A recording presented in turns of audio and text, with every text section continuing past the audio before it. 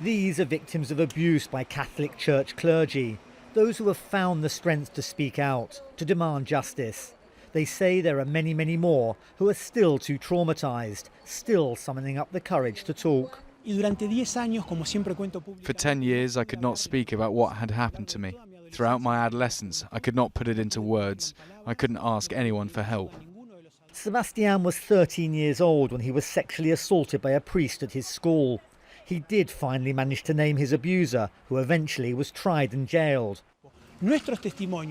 Our testimonies, our voices and stories in public stimulate and energize other victims to lose the shame, to feel that they can share and take a step forward.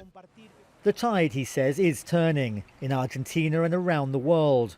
Activists from the United States are in Argentina to meet victims, to share experiences of a global scandal.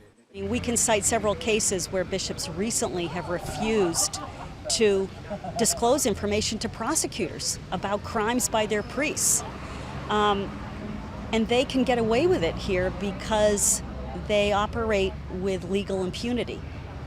That has to change if the church here is going to become lawful and if it's ever going to become safe for kids. 96 priests in Argentina have been accused of sexual abuse, but it's estimated there are hundreds more.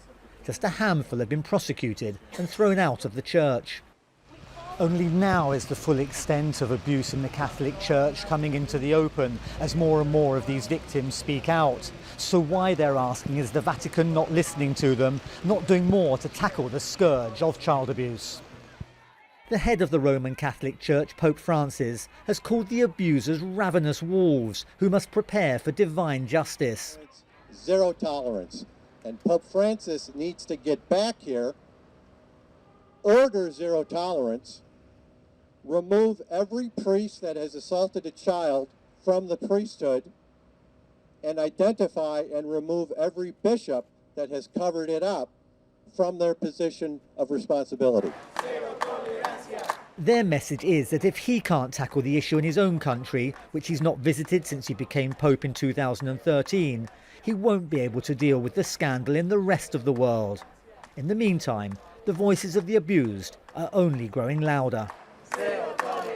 Daniel Schweimler, Al Jazeera, Buenos Aires.